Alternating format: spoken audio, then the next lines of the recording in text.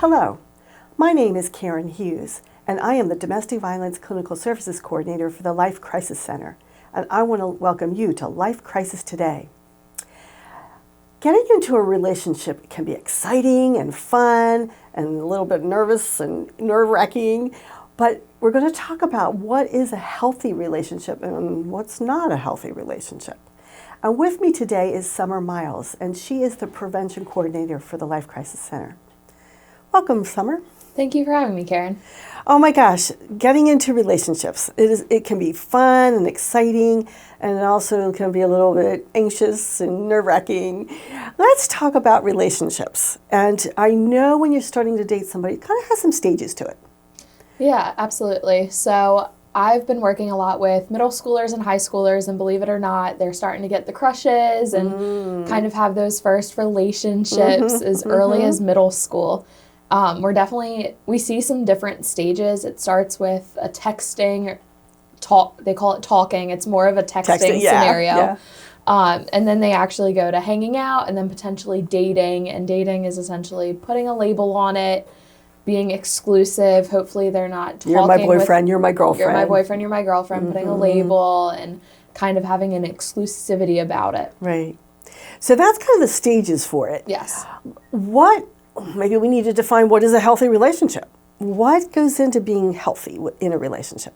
Yeah, so definitely seeing those stages kind of progress in that order is natural.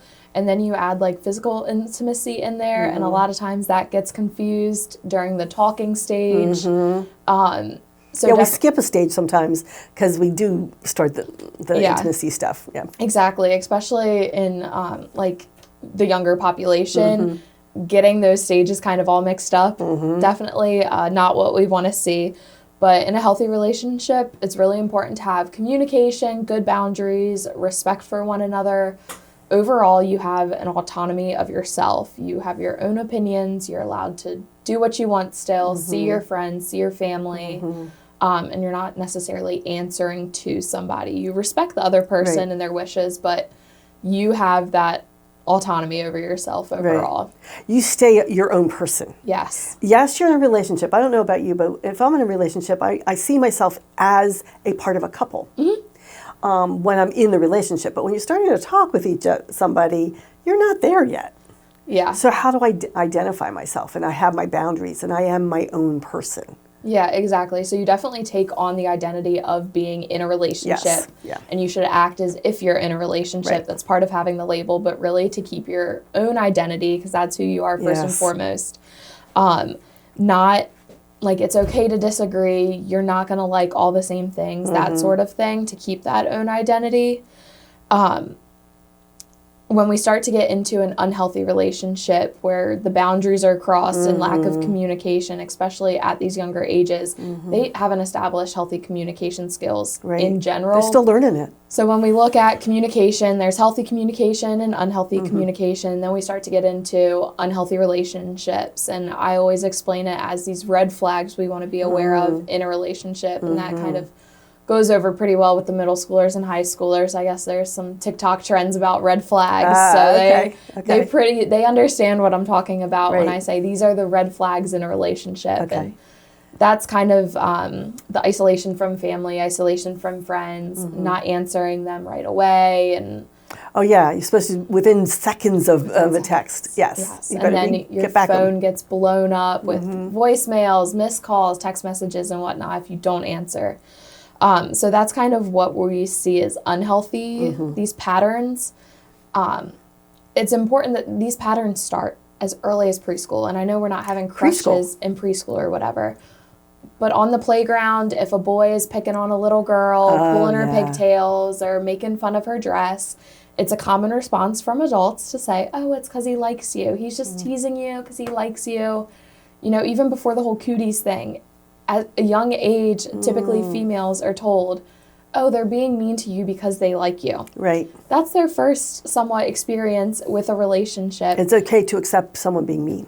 Correct. So that being kind of your first experience with a relationship, that's going to create patterns for you as you go on and continue to have more serious relationships. So that's preschool. All right, let's talk about like middle school and high school, things that we see that could be weaponized or used against a person. Yeah, so specifically some of those red flags we talk about, a big one is the location service on your phone. It is a great safety feature. Oh. It is great to know. I like to know when somebody's gotten home from, if we were out, make sure they've gotten home, or, making sure somebody got to school safely in the morning. Oh, I know. I do with my adult children when they're going home. Let me know you got there. Let me know you got there. Or, I haven't heard from this person today. Check their location. Yep, they're at school where they're supposed to be. Right. Okay, great. It is so easy for that to become weaponized, though. And we see it more and more like, hey, I want to know your location. Make sure you're safe. But then it gets used one time like, why are you here? You didn't tell me you were going there. Why are you here? Why are you at so-and-so's house? I don't like that person. Are you with this person? Where are you? You're out. You're not at home. It's Friday night. Once it's been flipped and viewed in that, like, I can keep tabs on you and it's not just a safety thing. Right. It's going to continue to be viewed in that manner, and that's where it becomes a little bit dangerous, and that's like a huge red flag we don't want to be seeing. Yeah, because I think that can lead to the isolation that I can't be talking to this person or that person. And even like my mom or my sister, you know, people who are in my life, and yet I'm supposed to not have conversations with them. Exactly. Or be with them. Yep. Yeah. Another one is the read receipts on text messages. Like, if somebody were to tell you, you have to have them on because I want to know when you saw my message, because it gives a little timestamp when it was opened. Right. And then I know you saw it 30 minutes ago. Why haven't you responded to me? And then that often leads into the like constant texting and always needing to be in communication with this person. Right. That's a huge red flag we see. And it could be the person's doing their homework. Oh, yeah. Or they are working. Yes. Or, I don't know, taking a bath. All kinds Literally of things anything. can happen. I was sitting down having dinner, and Right. I'm not allowed to have my phone at the dinner table. Right. It could be anything harmless, but typically your mind kind of goes to the worst case scenario, which is normal. Yeah, it's normal, a little especially like, hey, that person hasn't texted me back. Are they okay? Are they okay? Mm-hmm. But when the blowing up the phone happens afterwards, like that's not okay. And then another thing that we see that we don't want to be seeing is any kind of pressure on one of the parties in the relationship. Hey, I'm going to this party, you need to be coming with me. Or, hey, like, I don't want you going to this party without me, kind of thing. I don't want you hanging out with your friends without me. I want to know who's there. Or if you go out, you have to be texting me the whole time. Another one is send me a picture of who you're with. I want to see them too. And really, it's not that they want to see them. It's they want to know that you are where you are. Yep. I want to make sure you are where you are. And, that's different when it's like a parent asking for, hey, can you send me a picture of you at so-and-so's house? Right. Very different when it's, your high school boyfriend making sure you're with who you said you're with. And that even gets into, like, sending pictures if you're not comfortable, or if you're not comfortable having certain conversations over the phone or in person, or those different levels of physical intimacy. When there's when there's pressure applied on one person, we don't want to be, that's clearly a sign of an unhealthy relationship. Because it can lead into some things that are not safe. Oh, absolutely. Or it can really get you into trouble. Yes. I'm thinking of some photos that could be taken. Very intimate photos. Yes. But then, oh my gosh, they can be used. They can be used, they can be weaponized. And then it gets into, we're all in high school. Are we minors? Are we consenting adults? What's the limitations there? So it's a really sticky situation. I say it's better off just to completely avoid and keep yourself safe altogether by not engaging in that kind of behavior. They also can then use things to blow up, like, well, you're bad at this, or degrading me if I'm the victim, and using those to weaponize. I like that word, weaponize, as to how it's changed into, well, you're doing this wrong and you're that, and makes me feel like I am a bad person. Yes. And that leads into really very unhealthy relationships. Yeah, it absolutely does. Technology just kind of feeds into the unhealthy relationship scenario. Totally. Well, let's go into technology, because, oh my gosh, cyberbullying is totally out there. Yes. Bullying's always been around, and it's always been a huge problem that we've dealt with, You always talk about bullying. Everybody has a class bully. Everybody's been picked on at some point. When technology and social media kind of entered this bullying realm, things just escalated exponentially. It used to be, you had the lunchroom bully because it didn't really happen in the classrooms because teachers could watch. So it was the playground bully, lunchroom, before school care, after school care kind of thing. When you add technology into it, the bullying has been increased by hundreds of people now see it. Because it's anonymous. Not quite anonymous, but it's not. It can be anonymous. People create fake profiles all the time. So what people are saying is typically escalated because, there's some confidence behind a screen or behind the keyboard that people have. I'm not in your face. I'm not in your face saying it to you. There's definitely, a level of confidence that people are able to muster up to say what they want to say online. It's being broadcasted to people now. So the embarrassing thing that happened at the lunch table, well, now it's not just the people at the lunch table that saw it. It's getting posted online for hundreds, thousands of people to view, to share to their own followers, to comment on. Once it's there, it doesn't go away, so people don't typically forget about it in a week because it recircles that social media news cycle. And then the memories, when you get that memory, remember this? Yep, the memory a pops year up later, a year 2 years later, 5 years later, Yeah, and it follows these students home. It's not just happening at school. Now it's happening at nighttime, at the dinner table, on the weekends, over holiday breaks. There's not a one-time incident. No break for it. Yeah, it really is relentless, and that's why it's kind of a larger issue than we've ever seen before. Yeah. So in technology, I know little ones are getting their hands on things, tablets, and mom's giving the phone over. Hey, here, entertain yourself. Yep.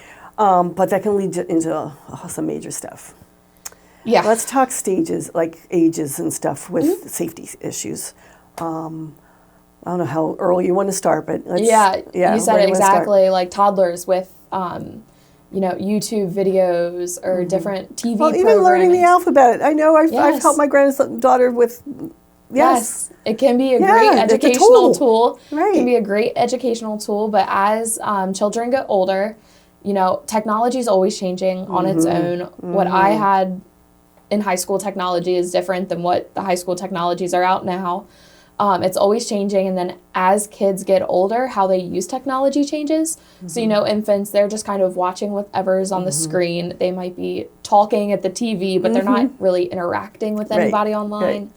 And then it gets into a little bit of video games where they can have conversations with people. Preschoolers can definitely... With people online. Oh, that's a little older then, okay. Yep, a little bit older, like maybe elementary school, I'd say. Like the Roblox and Minecraft, that kind of thing. And then it gets into the Instagram and TikTok where you're not just like Googling videos on YouTube anymore. Now you're actually making videos. You're creating content. Yes. You're sharing content. And you're kids commenting. Are very creative. They are creative. But at the same time, it can be used against them. Yes. Kids are creative. It's fun to watch some of the little movies that they're making and whatnot. But, you have to realize they're not just like watching other people's videos. Now they're putting out their own content. And that brings a whole different level of concerns for parents and teachers and their friends and whatnot. As they get older, they're putting that out there, and then it's a whole different level of safety concerns, like I just said. Right. A big thing to keep themselves safe is they have to remember, once it's out there forever. Adults don't even remember that one. Yes, they don't. Yes. They really don't. You can delete it from your page. That works. It no longer shows up under your page. Right. But if you shared it with me, now it's on mine. Yep. Now it's on your page, and you have no idea who took a screenshot of it and sent it to 10 of their best friends, and then they sent it to 10 of their best friends. And there's always going to be a digital footprint of it somewhere. Always. Especially, I hate to say, especially if it's something that doesn't belong on the internet. Right. People have a way of getting their hands on that, and I say, like, the bad stuff makes it 10 times further than the good stuff ever will. Yes. Just because that's the nature of the internet nowadays. Yeah. And that leads into like going into colleges, like applying for things. Your coach might find things. Yep. I'm not remembering everybody. Yeah, a good rule of thumb is if you'd be embarrassed if your grandmom saw it If your coach saw it, how about when you went to church on Sunday and your pastor saw it? Would you want to go to school and have to explain it to your principal or what have you?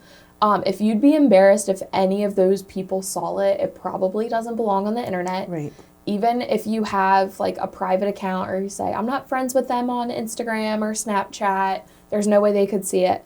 Well, maybe you have your best friend's mom on your Instagram and she just so happens to be friends with your coach or your principal. Well, as soon as she likes it, it has the potential to show up on their page. Totally. So you really don't have as much control as you think, even if your profile's on private. On private, yes. Right. Even if it's on private, you don't have as much control as you'd think. Yeah. And who saw it.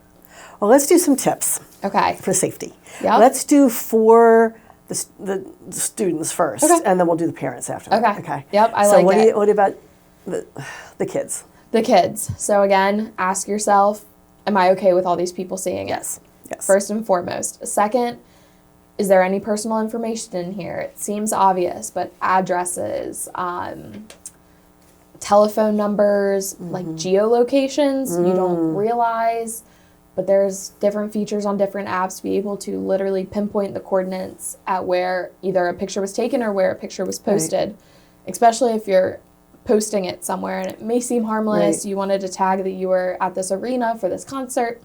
Well, now somebody knows exactly where you are. They know you're not home. They know who you're with. You know, they know you might be getting an Uber home from this place. There's a lot of information that you're revealing, even though you don't realize it. A big one I like to remind students is your school schedules. It seems very harmless. You want to know who is in your lunch period. You want to know who you have homeroom with or math class with. By posting that online, you are giving people the exact location. Like sometimes, like the school information's on there, your teacher's on there, the classroom number's on there. Day Talk by about day. geotagging. You can put what room and what where minute. you are. Yep. People know, like, you're leaving this classroom to go to this classroom. You're going to take this place through the hall. And it seems harmless, but unfortunately not everybody has good intentions. And they could potentially use that to get information out of you, to harm you, or just scare you. Like, hey, I know you're going to be here at this date, this time. I need you to do this. Whatever it is. You're revealing a lot of information even though you don't realize it. The back to school photos with, this is my name, this is my sport I play, telling them this is the school they go to, the grade they're in, like revealing a lot of information about a kid who, stranger danger, it could be used in a flip scenario. And then another big one is you might think you know who you're talking to. It's your best friend's boyfriend at the rival school or at your neighboring high school. It's a guy you have a crush on, but do you really know who you're talking to? I mean, they've made a whole TV show out of it at this point with multiple seasons. Okay, you told me the name of that. I forget the name. Catfish. Catfish. And it is entertaining. I will say it's entertaining. But majority of the time, it's scary. They are not talking to who they say they are. Whether they're just using fake pictures, but the person's real. Whether it's like an older brother pranking a younger sibling, whatever it is, you really, before you start revealing stuff that could be embarrassing or just personal or private, you really want to make sure you know who you're talking to. And the correct solution is not to meet up with them to make sure that it's the right person. It's to ask for, just don't be talking to somebody online that you don't know in real life. Pretty much. All right, so that's the kids. Yep. Let's do some tips for the parents. Yep. So the parents. This is a big one. And kids love it when I say, okay, now you have homework to take home to your parents. We've talked about all these different scenarios and cyberbullying and whatnot. And we always end it with every slide on a PowerPoint basically says, tell a trusted adult if this has happened to you. We're really relying on them to get adults involved in any kind of potentially dangerous situation. But how do you be that trusted adult? Yes, exactly. Yeah, that's kind of the question that I always pose. Okay, I'm telling them to go to you as an adult. Now what? How are you going to respond? How are you going to be that trusted adult? What makes somebody a trusted adult? Respecting boundaries. So, you know, those boundaries and good communication skills that make up a healthy relationship. You have to be modeling that as an adult, especially if kids go home and they're seeing some kind of unhealthy relationship in the house. that's what they know. That's their foundation. So they're not going to view you as a trusted adult. Right. If somebody else is breaking boundaries and then you're breaking boundaries, and it just is a mess. Actually listening to a kid, not just shutting them down. You know, and having a response, not just saying, okay, that's a Thanks high for telling schooler me. problem. Thanks for telling me. Like working with them to come up with a solution. Right. Being involved in what they're doing online, and that doesn't necessarily mean like I need to see every Instagram post before you post, but be friends with them on Facebook and Instagram, like their posts, maybe share their posts, just kind of know like who they're following is, what kind of stuff they're posting. If your kid's playing video games. I always call it being the helicopter mom. You don't want to be a helicopter No. parent, but you do want to be involved. Yes. You definitely want to be involved. And there's a difference between being a friend and being too involved versus being a parent. You kind of have to find what works for your family, being that middle ground, you know, still like an authority figure, but somebody they'd feel comfortable going to. Right. Being informed, like being okay having uncomfortable conversations with your kid. Saying the words. Yep. If your kid comes to you and says, oh, shoot, I took some pictures and sent them to somebody I shouldn't have, you're probably thinking, oh, what do I do with this? But knowing an appropriate way to respond and just being like, okay, this is where we're at. We can't change what happened. We're going to change, you know, where we go from here kind of thing. Right. Modeling and explaining, you know, having healthy technology, not being the person blowing up somebody's phone or not saying, I checked your location, you're not where you said you are, to your friend or whoever it is, really using technology in a healthy manner yourself. So you're modeling it to the kids. Yes. And lastly, the big one is appropriate punishments. And, you know, there is no right or wrong answer, but everybody thinks if your kid were to come to you and say, I think I just said something I shouldn't have online, or I posted something online that I shouldn't have, and it got out to the school, what do I do? Immediate response is give me that phone, you're done. Yeah. Yep. Like, that's what a lot of parents will do. Yep. Okay, I'll fix it right now. You just don't have a phone anymore. Yep. Oh shoot, that's the worst thing to happen to a teenager. It's the worst thing they could imagine, being cut off socially, communication. Yeah, and now next time something happens or something goes wrong, they're certainly not going to go to you because now they know what's going to happen, and you're not that safe person that's going to constructively help them with this scenario. So unfortunately, that's like one of the worst things that can be done. Now, there are extenuating circumstances where it's definitely warranted in some instances, but that shouldn't be the knee-jerk reaction to every time something happens on a phone. Right. So brainstorming with the child as to how are we going to handle this? Yeah. Yeah. And what steps do we need to take to rectify it or admit that you did wrong to someplace, because you may have to go and admit, especially if it's with the school, you have to go and take the consequences. Get ahead of things, admit consequences. It might be removing that social media app from your kid's phone for however long, but really having a constructive punishment and conversation and not just taking away the phone. Yeah. It is difficult. Yeah. And eventually, sometimes that taking away the phone might need to be needed. Yes. But that knee-jerk reaction is usually not the right one. Yeah. Extreme circumstances, definitely revoking phone privileges. But, you know, maybe somebody got into a conversation, some things were said. Okay, maybe we just charge phones in the kitchen now. You don't get phone privileges after 9 p.m. You don't get them in your room. With they have to be used at home where other people are around, kind of thing. Right. If something, maybe it's removing a laptop from a bedroom and okay, now you can only use it in the kitchen or in the living room. You now have to do your homework out here. Yep, that kind of thing. There's a lot of different, you know, punishments that you guys can come up with creatively, what works for your family. Right. But really avoiding just taking away the phone every time. Yeah. They don't. What are they going to learn? I always think when the disciplining is what does my child need to learn in this situation? So taking away the phone, are they really learning anything? Right. Yeah. So, so that could be a way to look at it as to what do they need in this moment. All right. We just went over a lot of information. Yes. Is there anything we've forgotten or anything you want to add?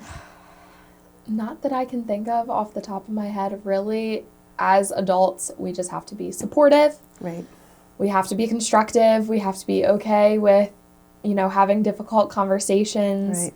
being aware of what our kids are involved in online, being aware of who they're hanging out with, who they're dating. And they learn a lot, whether you post a lot of information without realizing it. Well, kids learn a lot from you without you realizing it as well. Right. What's going on in the home, how you're talking to your friends, whoever, your potential partner is, how that relationship is. Kids are going to use that to model. Right. And that's how they learn. Yes. I know there's school learning and the book learning and all that, but it's really the experiential learning that sticks with a person. Yes. Yeah. Experiences are worth much more than Definitely. sometimes a textbook. And we want everybody to be healthy. Yes. We want to be healthy Yes. with our technology. We want to be healthy in relationships. We just want to have everybody be able to be healthy. Yeah, happy and healthy relationships with Yes. technology, social media, relationships. Everything. All of it. Yeah. Well, thank you, Summer. Thank you. Yeah. And I want to thank you for joining us. This was an interesting topic and is lots of information. If you do have some questions or need someone to talk to, the Life Crisis Center has lots of ways for you to reach out. We do have a hotline. The hotline is available 24 hours a day, and that number is 749-HELP. Again, it's 410-749-4357. We are on Facebook. We're on Instagram. There are text to chat. We can do a lot of information if you need to talk with somebody. We also have some other programs. We have a legal department if there's a need for a protective order. We have a visitation center, as well as we have the CASA program, which is court-appointed special advocates. So we do a lot. And if you ever need anything from us, reach out and see if there's something that we can do to help you. I also want to thank PAC 14 for making this show available. Thank you.